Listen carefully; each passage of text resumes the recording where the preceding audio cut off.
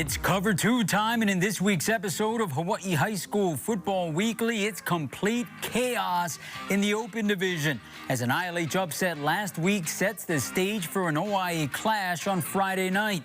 We celebrate the unsung heroes in this week's For Life. Plus, we got Throwback Thursday, Pop Quiz, the latest rising star on the road, and a whole lot more. But first, let's link up with Mitch Riberall, who's got the newest state rankings.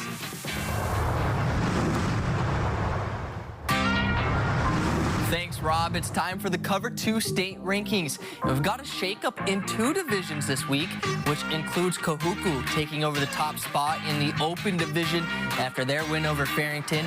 Kamehameha jumps up to second in the Open after being outside the top 5 last week. And St. Louis moves down to third. Over in Division 2, Roosevelt moves into second, and Waimea and Kohala both rising, with Waimea in third and Kohala in fourth. And over in Division 1, it's frozen. The standings the same as last week. That's the rankings this week. Back to you guys. Thanks a lot, Mitch. How's it going, everybody? Rob DeMello here with Billy Hull, the Honolulu Star-Advertiser, and ESPN Honolulu's Let's Talk Sports. And Billy, what a win for Kamehameha last weekend, beating the defending state champs of St. Louis behind a couple of pick sixes. This team got talent, they got coaching, they got strength at the line of scrimmage. How serious of a contender are the Warriors here in the month of October? This team does have talent, but for me, it begins with coaching and the job Kaeo Dramondo and his staff have been doing, right? It's just his third year taking over the program that went winless the season before he got there, and look what he's done. This is a team that's now beaten St. Louis 2 out of the last 3 meetings, and if you look at the way they do it, they know they're not going to match you maybe yard for yard or catch for catch or rush for rush on offense, but what they can do is be explosive and score points on defense, make timely stops, make big 4th and goal stops as they did last week. They needed it all to beat St. Louis, but they can do it. They are clearly a contender in my eyes. Absolutely a fun team to watch here this season. Now, it's an idle week for Kamehameha. They return to action next Saturday in a rematch with the Crusaders, but we got action this week. Cue the stinger for the Built Ford Tough matchup. Oh, and we can fit the whole fam bam in the Ford Transit for a trip to the country as Kahuku will host Mililani in a meeting of the last 16 OIA top division champs. The Red Raiders have won 11 of those titles and will enter the matchup as the newly minted #1 in the state rankings, with all 3 phases constantly evolving behind the likes of potential 3-way game changer Madden Soliai. Now, for the Trojans, they got a guy that can affect the game on offense, defense, and special teams as well, with primary pass catcher Bless Hanalei Cabrera Hopkins. It's a game with a surplus of superstar talent who climbs into the driver's seat for the league's regular season crown Friday night up north. In practice, always make sure the intensity is high. So offense versus defense, it's always iron sharpens iron. And, you know, we get into it sometimes, but it just makes the team better. For us, every game is important, but we just treat every game the same, making sure that we go over film and just we're practicing hard. And, yeah, every game is always the same to us, no matter which team we play. We have a lot of experienced veterans on our defense, and like you said, it gets us better as an offense when we're able to compete with what I say is the best defense in the state every single day at practice. So as an offense, we take that we shouldn't take that lightly, and it just gets us better every day for sure. All right, Billy, as mentioned, it's a couple of star-studded rosters for this one. Let's start with Kahuku. We're in a game of big talent. Perhaps the biggest talent is Florida-bound tight end Rhino Aumua. Did you say Florida-bound? Yeah. Hawaii's just sending guys all over the map. But this guy, hey, if your name is Rhino, you're going to be pretty good at football. But get this, 6'2", 262-pound tight end.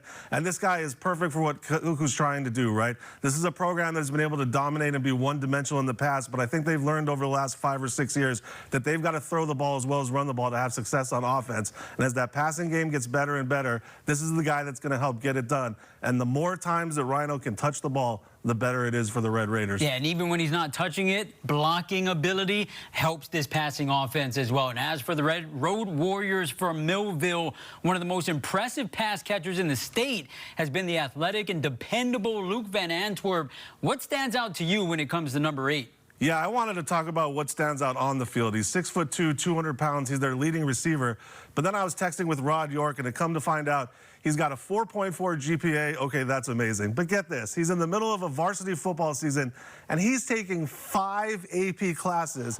He's also helping to tutor his teammates during study halls. He's the perfect leader off the field. Combine that with what he's able to do on the field for Mililani, and this guy is just the true ultimate complete package. An absolutely impressive young man right there as well. You can start a text thread with your friends, family, next door neighbors. Let them know we got a game on Friday night. It's Kahuku and Mililani on the North Shore. And no worries, if Kamehameha Highway is backed up, Billy, it's Chugga Chugga on the hype train. Choo-choo! That's a good one, bro.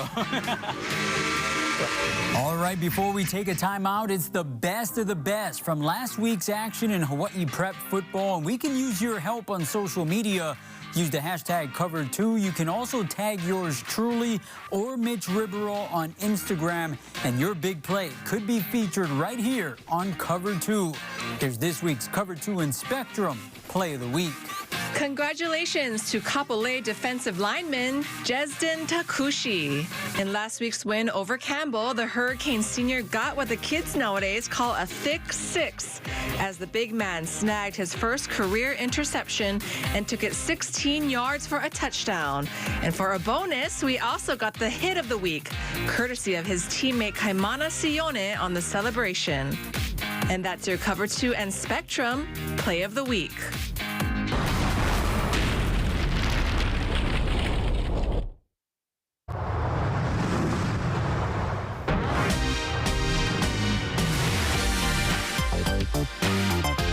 Aloha, I'm Wani Hara, and it's Throwback Thursday time. Tonight, we fire up the Cover2 time machine and head back to 2001, when All-State defensive tackle NN Albert Abu Ma'afala anchored the Warrior defense. A Kalihi native and co-captain of the Kamehameha front seven, the 6'2", 270-pound Ma'afala was a menace on the defensive line. In his senior year, the Warriors' defensive onslaught bullied the ILH and held opponents to under 58 rushing yards per game. After his time in Kapalama, Ma'afala went to UH and made an immediate impact for the Bows, scoring a pick-6 touchdown off of Eastern Illinois' Tony Romo in UH's 2002 season opener. A couple years later, Ma'afala transferred to Cal, where he helped the Golden Bears achieve back-to-back bowl-winning seasons, recording 40 tackles and 21 sacks over his 2 seasons in Berkeley. Following his playing career, Ma'afala began climbing the coaching ranks with stints at Louisville, West Liberty, and even the NFL's Carolina Panthers, before returning in 2016 to his alma mater as Kamehameha's head football coach. Ma'afala is married to his high school sweetheart, Marlena, and they have 2 children, Levi and Lene. These days, Coach Abu can be seen on TV as a broadcaster of Hawaii High School and UH football. Tonight, we send some aloha to Abu Ma'afala of the Kamehameha Warriors. For Cover2, I'm Wani Hara. Thanks for watching. Welcome back to Cover2, Hawaii High School Football Weekly. For the first time this season, St. Louis has been knocked off from the top spot in the Cover2 state rankings, but the Crusaders' quest to regain their spot at the top starts on Saturday against Punahou. Now, no surprise, without a home venue and no Aloha Stadium, the show is on the road as the Crusaders tour bus, driven by receiver Kingston Ciliato, got the GPS locked to Alexander Field for a 3 p.m. kickoff with the Buffs.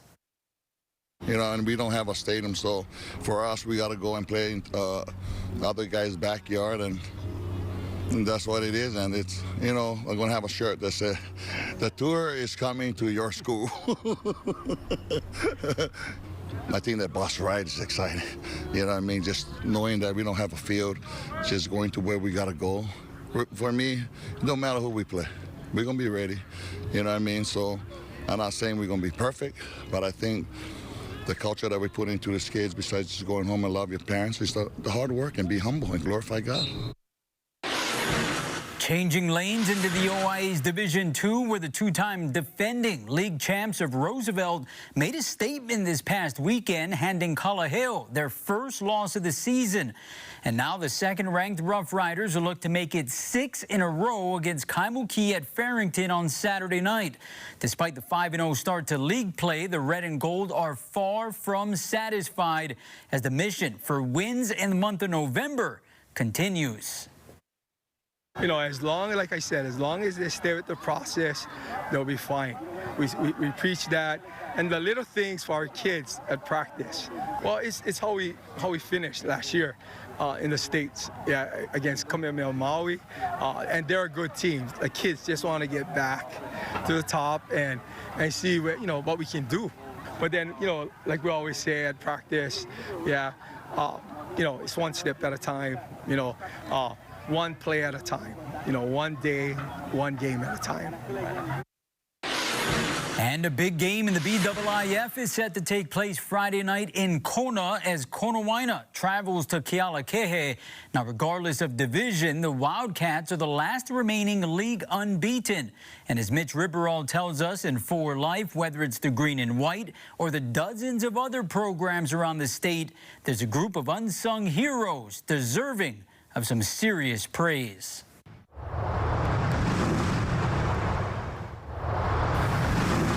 Each week, there is a lot of action on the field that attracts the attention from fans.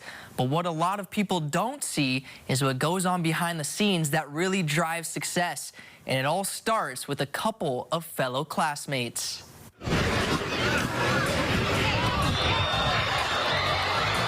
Many Hawaii high school football teams have been giving their fans something to cheer for this season.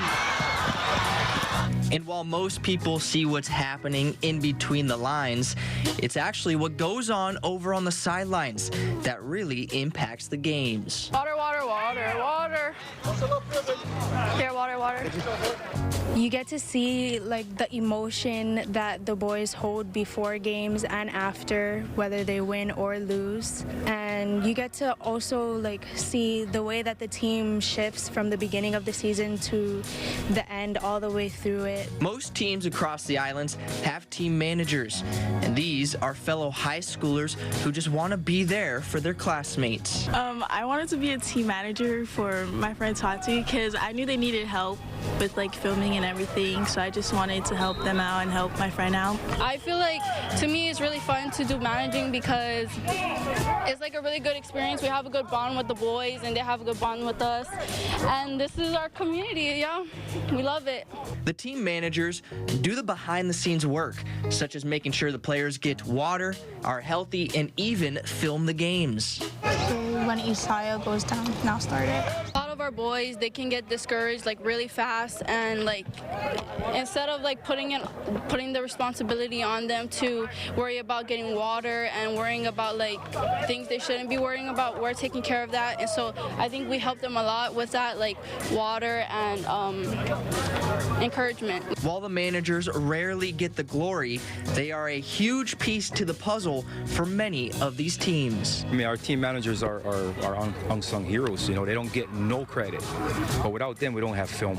We don't got things to review, to improve on. They help keep our stats. They help with hydration. They help, when we got to feed the players. So they're as important as our players. I think having a team manager is really helpful, especially because the coaches already got a lot going on and our team mom already got a lot going on. So having those managers is really helpful for lifting some stress off all the coaches and parents that help. And those managers willing to help out our team. I think it just gives us like a boost of confidence, just knowing that we got people behind us.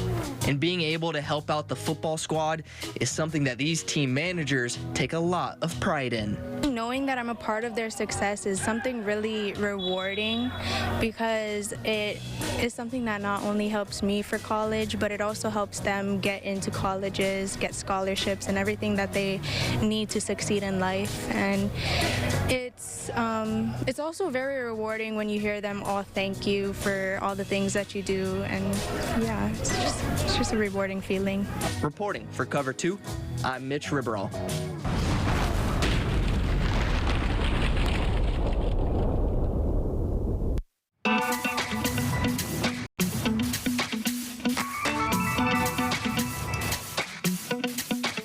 Bro, what's the guy's name that plays Mall Cop? Oh, the one from Grown Ups too? Yeah.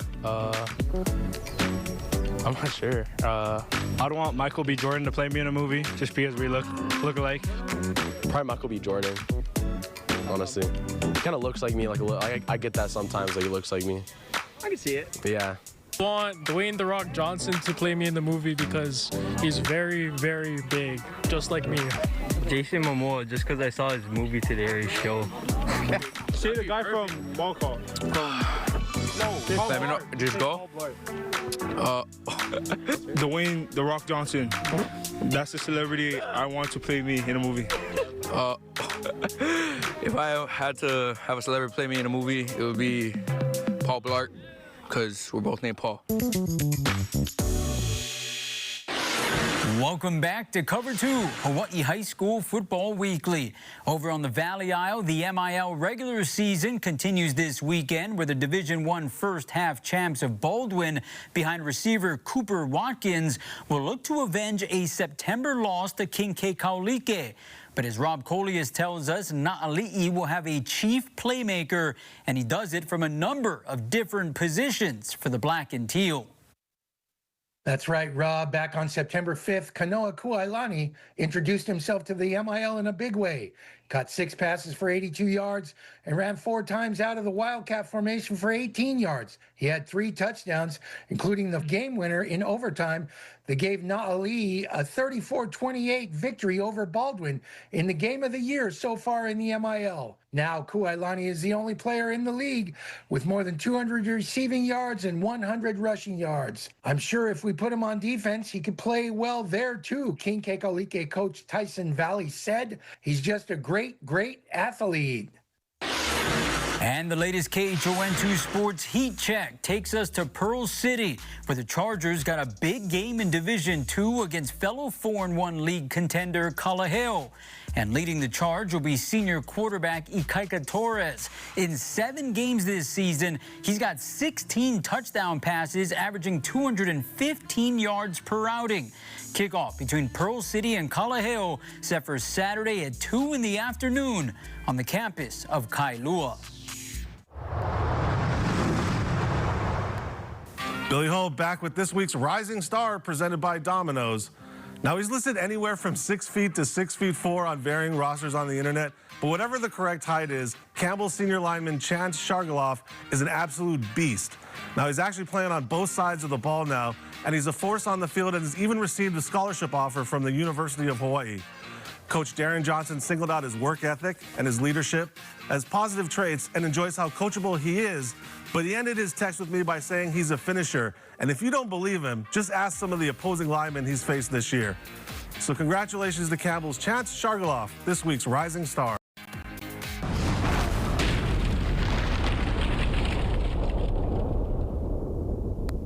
Welcome back to Cover 2. I'm now joined with Moanalua's running back coach, Coach Aaron Mikami. Coach, what's it been like? 10 years, you've been at St. Louis, you've been here now. What's it been like for you? Very adventurous, I would say. You know, started coaching football at St. Louis, like you said. Coming here to Moanalua, you know, it's a great culture that, you know, Coach Keone's been introducing the boys to, and it's been fun for sure.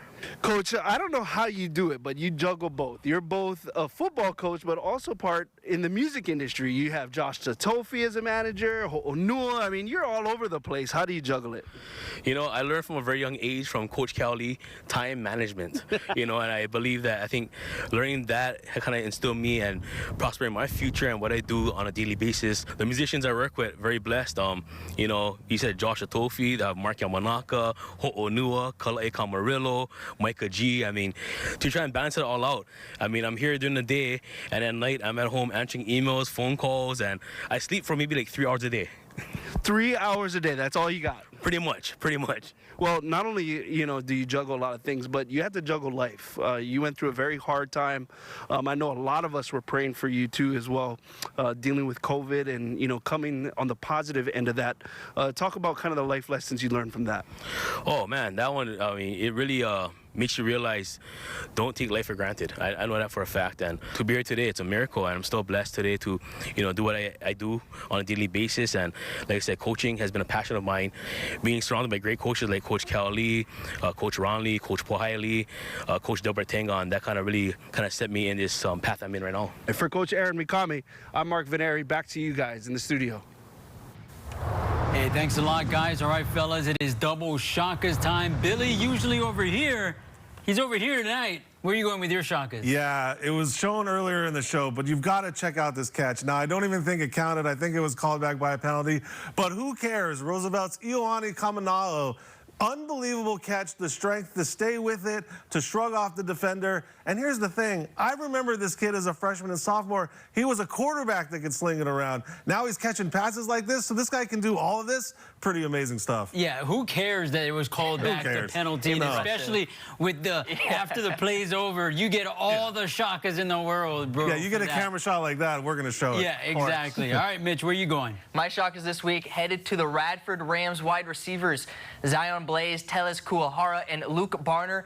The duo both eclipsing the 100-yard mark last week on just 7 catches each. And check this, Zion with 121 yards and Barner with 114. They both also had touchdown receptions, and they helped the Rams grab the 7-point win. So Shakas to those two. Well deserved, and I am sending Shakas out to the second city for Kapolei senior defensive back Rylan Parra. And how's about the Friday night that number 20 had? Not only was he honored at halftime as the homecoming king, but he also was a royal pain in the butt to Campbell's offense, recording an interception to go with 4 tackles in a 31-13 Hurricanes victory. Ladies and gentlemen, all hail to the king. I don't think there's been a king having a night like that since the Randy Savage, the Macho King. Oh, yeah. Well, that does it for us. We'll see you next time on Cover 2. Aloha.